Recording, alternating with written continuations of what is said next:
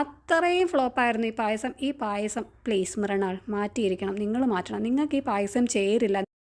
നമസ്കാരം. അപ്പം നമ്മൾ ഓർഡർ ചെയ്തിരിക്കുന്നത് മീൽസും അതുപോലെ ഒരു ബിരിയാണിയാണ്. മീൽസ് പുള്ളി കസ്റ്റമൈസ് ചെയ്തേക്കുവാണ്, അതായത് ചോറിന് 20 രൂപ, പിന്നെ ഓരോ കറിക്കും സംഭവം നിങ്ങൾക്ക് മനസ്സിലായി കാണും. മൃണാൾസ് വ്ലോഗ് എല്ലാവർക്കും അറിയാം. കേരളത്തിൽ, ഇന്ത്യയിൽ തന്നെ പല സ്ഥലങ്ങളിലും പോയിട്ട് ഫുഡിന്റെ നല്ല രീതിയിൽ വ്ലോഗ് ചെയ്യുന്ന ഒരു പാർട്ടിയായിരുന്നു ഇദ്ദേഹം. ഇപ്പോഴും ചെയ്യുന്നുണ്ട്. എന്നാൽ നമ്മൾ പ്രതീക്ഷിക്കാത്ത പല സ്ഥലങ്ങളും നമുക്ക് ഇഷ്ടപ്പെട്ട പല ഫുഡിലും പുള്ളി കംപ്ലൈന്റ് പറയുന്ന ഒരു നെഗറ്റീവ് അടിക്കുമായിരുന്നു ഹോട്ടലുകളിൽ. സത്യം പറഞ്ഞാൽ ഈ ലക്ഷക്കണക്കിന് രൂപ മുടക്കി ഒരു ഹോട്ടലൊക്കെ നടത്തുമ്പം ഇതുപോലുള്ള കംപ്ലൈന്റ് കേട്ടിട്ട് ആ ഹോട്ടലിന്റെ ഒരു ഹൈപ്പൊക്കെ താഴോട്ട് പോയ പല ഹോട്ടലുകളും ഉണ്ട്. പല റിവ്യൂസിലും അത് കാണാൻ പറ്റിയിട്ടുണ്ട്. ഇപ്പം പുള്ളിക്കാരൻ തന്നെ കൊച്ചിയിൽ ഇടപ്പള്ളിയില് ഹംഗ്രി മൃണാൾ എന്ന് പറഞ്ഞിട്ട് ഹോട്ടൽ തുടങ്ങി. ഇപ്പം വേറൊണ്ട്, മറ്റുള്ളവരെ വിമർശിച്ച് നമ്മൾ നടക്കുമ്പോൾ നമ്മൾ സ്വയം അത്ര ഒരു സ്ഥാപനം ചെയ്യുമ്പോൾ അങ്ങേയറ്റം വളരെ ശ്രദ്ധിച്ച് ചെയ്തില്ലെങ്കിൽ പിടി വീഴും. ഇപ്പോൾ ഒരു ലേഡി വന്നിട്ടുണ്ട്, അതുപോലെ വേറൊരാളും ഇതിനെക്കുറിച്ച് വന്നിട്ടുണ്ട്. ഇപ്പൊ നമുക്ക് ഇത് കാണിക്കുന്നില്ല. ഇയാളുടെ ഹോട്ടലിൽ ചെന്ന ഒരു ലേഡി പറയുന്ന കുറെ കാര്യങ്ങൾ നമുക്കൊന്ന് കാണാം. 20, കപ്പ 12, പായസം 20, കായ ബീഫ് 66, ചിക്കൻ ഫ്രൈ.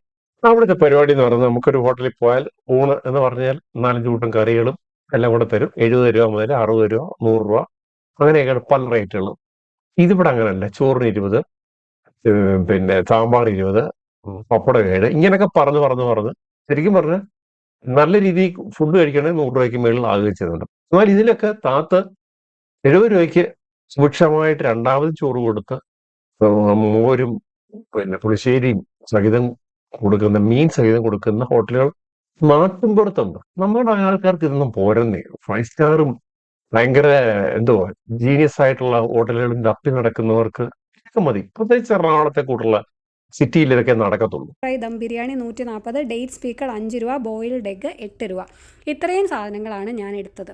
അപ്പം ഇത് എന്ന് പറയുന്നത്, ഇതെനിക്ക് വളരെ നല്ല ഒരു കാര്യമായിട്ട് തോന്നി. കാരണം ഒരു ചോറും ഒരു കറിയും മാത്രം വേണ്ടിയ ആൾക്കാർ, അതായത് സ്ഥിരം ഇപ്പം ഓഫീസിൽ നിന്നൊക്കെ ഭക്ഷണം പുറത്തുനിന്ന് ആ പരിസരത്ത് ജോലി ചെയ്യുന്ന ഒരാളാണെങ്കിൽ അയാൾക്ക് സ്ഥിരം അവിടെ നിന്ന് ഒരു ഊണ് കഴിക്കണം, ഒരു വൃത്തിയുള്ള അന്തരീക്ഷത്തിലിരുന്ന് നല്ല ഫുഡ് കഴിക്കണമെങ്കിൽ അയാൾക്ക് ഒരു ചോറും ഒരു കറിയും മതിയെങ്കിൽ 40 രൂപയ്ക്ക് ശരിയാണ്. ഒരു കറിയും ഒരു ചോറും ഒരു എന്താണ് ആ പാത്രത്തിൽ ഇങ്ങനെ നിറച്ച് അവരുടെ അളവുണ്ട്. അത് വേറെ ഒരു കറി വാങ്ങിക്കുന്നവർക്ക് അവിടെ യാതൊരു ഗ്രേവി കൊടുക്കത്തില്ല. നമ്മളറിയാം, കേരളത്തിൽ എവിടെ ചെന്നാലും നമ്മൾ തട്ടുകടയിൽ കയറിയാലും ചിക്കന്റെ സഹിതം ഗ്രേവി കൊണ്ട് തരുന്ന ഹോട്ടലുകൾ നമ്മളുണ്ട്. പക്ഷെ ഇവിടെ ഗ്രേവി ഒന്നും കൊടുക്കത്തില്ല. അതൊക്കെ പുള്ളി തന്നെ പറയുന്നുണ്ട്. ചൂടുണ്ടായിരുന്നില്ല, ഒന്നിനും ചൂടുണ്ടായിരുന്നില്ല, എല്ലാം തണുത്താണ് ഇരുന്നത്. ഞാൻ കയറി ചെല്ലുന്നത് ഉച്ചയ്ക്ക് 1 മണിക്കാണ്. മൃണാളെ ഈ ചൂടുള്ള ഫുഡ് കൊടുക്കണ്ടേ? ഇന്ന് എത്രയോ ആധുനിക സംവിധാനങ്ങൾ ചൂട് ഫുഡ് കൊടുക്കുവാൻ ഉണ്ട്. ഈ സംവിധാനങ്ങളൊക്കെ 120 പേർക്ക് അവിടെ ഡൈനിങ് ഒക്കെ ഉള്ളൊരു ചൂട് ഫുഡ് കൊടുക്കണ്ടേ? ഇനി പറയുന്നത് വീട്ടമ്മയുടെ മറ്റൊരു കംപ്ലൈന്റ്, 1 മണിക്കും ഈ ഐറ്റത്തിനൊന്നും ചൂടില്ല എന്ന് പറയുമ്പോൾ അതെങ്ങനെ സംഭവിച്ചു എന്ന് നമ്മൾ ചിന്തിക്കേണ്ടിയിരിക്കുന്നു. പിന്നെ കായും ബീഫും ഒക്കെ അടിപൊളിയായിരുന്നു. പിന്നെ നമുക്ക് മറ്റു ചില നോർമലി ഉള്ള ചില കാര്യങ്ങളൊക്കെ അവിടെ നല്ലതാണ്. പക്ഷെ ഇതിപ്പം സാധാരണ പല ഹോട്ടലുകളിലും നമുക്ക് ഇതൊക്കെ കാണാൻ പറ്റും. ഇന്ന് ഒരു ന്യൂസ് വന്നത്, ഫേക്കാണോ ശരിയാണോ ഒന്നൊന്നും പറയാൻ പറ്റത്തില്ല. വന്ദേ ഭാരതിലെ ഒരു ഫുഡിനകത്ത് പല്ലി ഉണ്ടെന്ന് പറഞ്ഞു. അപ്പൊ അങ്ങനെ ഒരു പോസ്റ്റ് ചെയ്യാൻ കണ്ടു. പക്ഷെ അത് നമുക്ക് എത്രത്തോളം സത്യമാണെന്ന് നമുക്ക് പറയാൻ പറ്റത്തില്ല. ചിലപ്പം ഫേക്ക് ആയിരിക്കാം. പക്ഷെ എന്ന് പറഞ്ഞാൽ പല ഹോട്ടലുകളിലും നമ്മൾ കയറി മുടി കാണാറുണ്ട്, അങ്ങനെയൊക്കെയുള്ള ചെറിയ ചെറിയ സംഭവങ്ങൾ കാണും. ഇപ്പൊ പിന്നെ ഹെൽത്ത് ഡിപ്പാർട്ട്മെന്റ് വളരെ കർശന നിർദ്ദേശം കൊടുത്തിട്ടുണ്ട്. അതുപോലെ തന്നെ ഈ ഹോട്ടലില് ഈച്ചയുടെ ബഹളമുണ്ട്. പിന്നെ പ്രത്യേകിച്ച് കൊച്ചിയൊക്കെ ആകുമ്പോൾ ഇതൊക്കെ കുറെ കാണും. നമ്മളെല്ലാം വിമർശനമായിട്ട് പറയരുത്. എന്നാലും ഇത് തന്നെ പറയും, നമ്മുടെ ഈച്ച ഉണ്ടെന്ന് പറയുന്നു. അപ്പൊ ഈച്ച അവിടെ കസ്റ്റമർക്ക് ഒരു ഇറിറ്റേറ്റഡ് ആയിട്ട്, അല്ലെങ്കിൽ ഇത്രയും വലിയൊരു സ്ഥാപനമായിട്ട് ചെയ്യുമ്പോൾ അതിന് പെസ്റ്റ് കൺട്രോളൊക്കെ ചെയ്ത് അതിനെ ഓടിക്കേണ്ട അത്യാവശ്യമാണ്. പറയാനുള്ളത് എന്ന് പറഞ്ഞിട്ടുണ്ടെങ്കിൽ ബിരിയാണിയുടെ കാര്യം. ബിരിയാണിയും നല്ലതായിരുന്നു, നല്ല ടേസ്റ്റി ആയിട്ട്. അതായത് 140 രൂപയ്ക്ക് നമുക്ക് കൊച്ചിയിൽ കിട്ടുന്ന വൺ ഓഫ് ദി ബെസ്റ്റ് ബിരിയാണിയാണ് മൃണാളിൻ്റെ ബിരിയാണി എന്നേ ഞാൻ പറയുള്ളൂ. പക്ഷേ അതും തണുത്ത് വിറച്ചാണ് ഇരുന്നത്. ഇത് എല്ലാം തണുത്ത സാധനം കൊടുത്തു കഴിഞ്ഞാൽ അതിന്റെ ആ എന്താണ് ചൂട് സാധനം കൊടുക്കുകയാണെങ്കിൽ നമ്മൾ എല്ലാവരും മലയാളികളൊക്കെ പ്രത്യേകിച്ച് ചൂട് സാധനങ്ങളാണ് പ്രിഫർ ചെയ്യുന്നത്.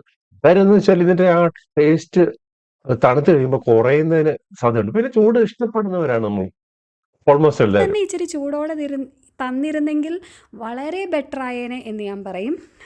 അപ്പം അതിൻ്റെ കൂടെ നമുക്ക് ബിരിയാണിയുടെ കൂടെ കോംപ്ലിമെൻ്ററി ആയിട്ട് ലെമൺ പിക്കിൾ തരുന്നുണ്ട്, അതുപോലെ സാലഡ് തരുന്നുണ്ട്, പപ്പടവും ഡേറ്റ്സ് പിക്കിളും ഒരു മുട്ടയും നമ്മൾ വേറെ എക്സ്ട്രാ പൈസ കൊടുത്താണ് അതെല്ലാം എക്സ്ട്രായാണ്. 140 രൂപ ബിരിയാണിക്ക് കൂടാതാണ് ഈ ഇതൊക്കെ വരുന്നത്. അപ്പം ഹംഗ്രി മൃണാൾ എന്ന് പറഞ്ഞ വിശക്കുന്നവന് ഫുഡ് എന്നും പറഞ്ഞൊക്കെ ഉള്ള രീതിയിലാണ് ഇതിന്റെ ഇത് നടത്തിയേക്കുന്നത്. പക്ഷെ അത് അത്രത്തോളം ഇത് പേരുമായിട്ട് മാച്ചാവുന്നുള്ളൊരു സംശയം ഒരു ഇപ്പോൾ ഉണ്ട്. മണിക്കാണ് ഇവിടെ ആകെ 16 പേരെ റെസ്റ്റോറൻറ്റിൻ്റെ ഉള്ളിലുണ്ടായിരുന്നുള്ളൂ.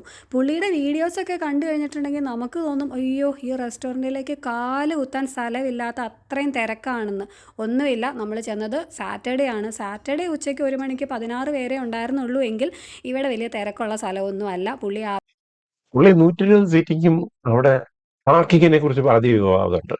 കാറൊന്നും പാർക്ക് ചെയ്യാൻ പറ്റില്ല, 5 ബൈക്കേ പാർക്ക് ചെയ്യാൻ പറ്റുള്ളൂ. പുള്ളി എന്നൊരു വെട്ടിൽ വീണാന്ന് വേണേ പറയാം. ആവശ്യമില്ലാതെ ഒരു ഹൈപ്പ് ക്രിയേറ്റ് ചെയ്യാണ്. ഇവിടെ എന്തോ ഉണ്ട് എന്ന് പുള്ളി കാണിക്കുന്നതായിട്ടാണ് എനിക്ക് തോന്നിയത്. പിന്നെ ഇവിടുത്തെ പാർക്കിംഗ് സ്പേസ്, വിവാദമായിട്ടുള്ള പാർക്കിംഗ് സ്പേസ്, ഇവിടുത്തെ പാർക്കിംഗ് സ്പേസ്. അതിനു മുമ്പ് ഞാൻ ഈ പായസത്തിൻ്റെ കാര്യം ഒന്ന് പറഞ്ഞോട്ടെ. പായസം തദൈവയാണ് അവിടെ. ഇതാണ് നമ്മൾ കാശ് കൊടുത്ത് 20 രൂപ കൊടുക്കത്ത് മേടിച്ച സേമിയ പായസം.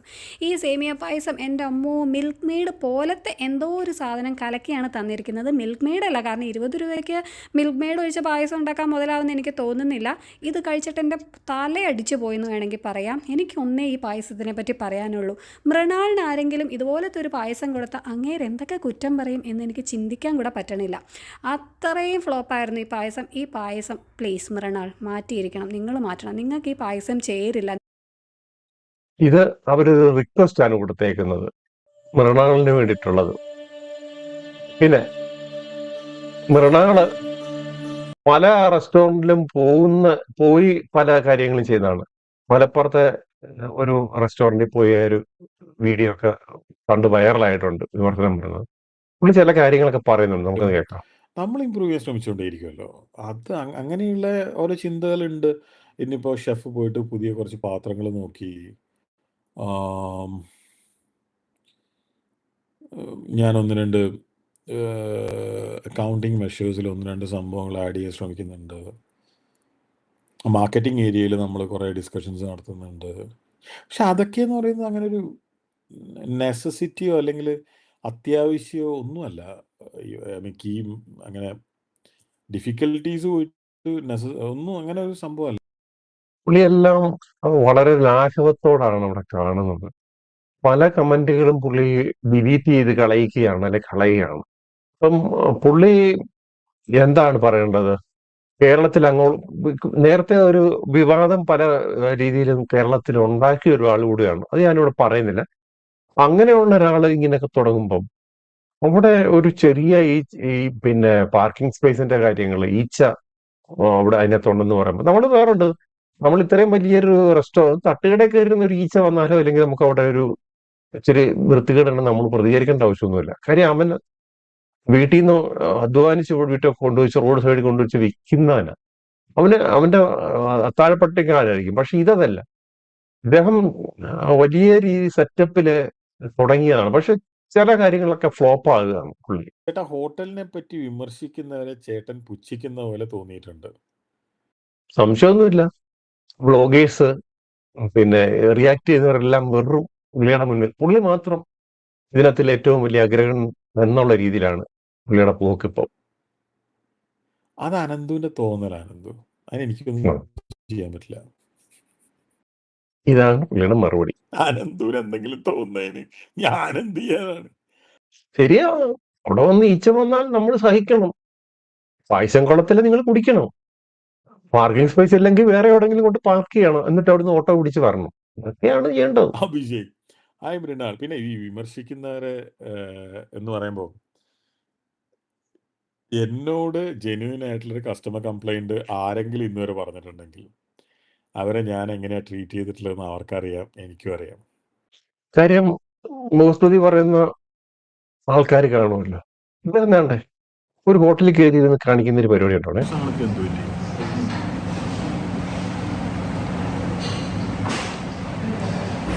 ഒരു ബലം പിടുത്തുണ്ട്. ഒരു ബലം പിടുത്തമുണ്ട് ബീഫിന്.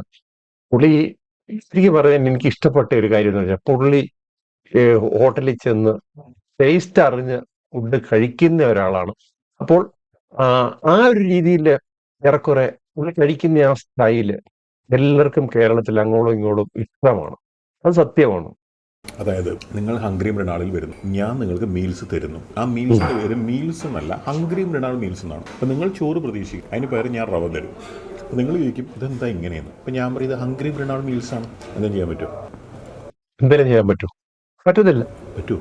അതാ പറ്റത്തില്ല. അയ്യോ, ലെയറായിട്ടുള്ള സാധനമാണ്. ഒന്ന് ആഹാ, ഇത് കൊളസ്ട്രോൾ ഉള്ളവർക്ക് കളിക്കാൻ വേണ്ടി ഉണ്ടാക്കിയതാ. പുള്ളി ഒരു റിവ്യൂ പറയുന്നുണ്ട് കൊളസ്ട്രോൾ ഉള്ളവർക്ക്. ഈ പൊറോട്ട എന്ന് പറയുന്ന സാധനം സത്യത്തില് പൊറോട്ട ബീഫ് ഇന്ന് ഏറ്റവും കൂടുതൽ ഹോസ്പിറ്റലിൽ ചെന്ന് കഴിഞ്ഞാൽ കൊളസ്ട്രോള്, ഷുഗർ, അതുപോലെ തന്നെ പ്രഷർ, ഈ വക കാര്യങ്ങൾക്ക് ഒരു പരിധിവരെ ഫാസ്റ്റ് ഫുഡ് നമ്മുടെ ഫുഡിന്റെ കുഴപ്പങ്ങളുമാണെന്നുള്ളത് ഡോക്ടർമാരെല്ലാം ആരോഗ്യ രംഗത്തും സാധാരണക്കാർക്കും അറിയാം. പക്ഷെ അതിനകത്ത് വില്ലനായിട്ട് നിൽക്കുന്ന ഒരു സാധനമാണ് ഇപ്പോൾ പൊറോട്ട. നമുക്ക് കഴിക്കുമ്പോൾ നല്ല ടേസ്റ്റ് ആണെങ്കിലും ശരി, ഇത് ഭയങ്കര ഒരു അപകടകാരിയാണ്. ഇത് ഒരിക്കലും ഈ ദഹിക്കാതെ കുടലിലൊക്കെ പിടിച്ചിട്ട് ക്യാൻസർ വരെ ഉണ്ടാകുന്നുള്ള ആരോഗ്യരംഗത്തുള്ളവർ പറയുന്നു. അപ്പം ഇയാൾ അവിടെ ചെന്നൈ പോയി വിമർശനം നടത്തുന്നു. ഇതിനെ ബൺ പൊറോട്ട എന്ന് വിളിച്ച സ്ഥിതിക്ക് എന്നെ വേണമെങ്കിൽ ജോർജ് ക്ലൂണി എന്ന് വിളിക്കാം അല്ലേ? ഇങ്ങനെയൊക്കെ പറഞ്ഞ് വിമർശനങ്ങൾ നടത്തിയ ആളാണ്. സ്വന്തം ഹോട്ടലിന്റെ കാര്യത്തില് ഇങ്ങനെ ഒക്കെ ഉള്ള ഈ എന്തോ അങ്ങോട്ടും ഇങ്ങോട്ടുള്ള മെഴുക് പരിപാടി. നമസ്കാരം, ഞാൻ മൃണാൾ. സോറി, ഇവിടെ ഗ്രേവി ഫ്രീ അല്ല. ഗ്രേവി കൊടുക്കുന്ന ഹോട്ടലല്ല. ഗ്രേവി വേണോ 20 രൂപ കൊടുക്കണം, കാശ് കൊടുക്കണം. ഇത് ഞങ്ങളുടെ ഇനാഗുറേഷന് മുമ്പുള്ള ഫുഡ് ട്രയലിന്റെ സമയമാണ്. ആ സമയത്ത് പൊറോട്ടയുടെ കൂടെ ഇവിടെ കഴിക്കാൻ പറ്റുന്ന ഏറ്റവും സിമ്പിളും എന്നാൽ പവർഫുള്ളും ആയിട്ടുള്ള, എന്തായാലും ശരി, കഴിഞ്ഞ 2 ദിവസമായി ഈ ഹോട്ടലിനെ പറ്റി ഉള്ള വിവാദങ്ങൾ എത്തിക്കയറുകയാണ്. കാര്യം മറ്റൊന്നുമല്ല, കേരളത്തിലിപ്പം എത്രയോ ഹോട്ടലുകളുണ്ട്. എത്രയോ ഹോട്ടലുകളിൽ നമുക്കറിയാം പഴകിയ ഫുഡ്. കേരളത്തിലെ എറണാകുളത്തെ സ്റ്റാർ ഹോട്ടൽ, പേര് ഞാൻ പറയുന്നില്ല, സ്റ്റാർ ഹോട്ടലുകളിൽ നിന്ന് പിടിക്കുന്നു.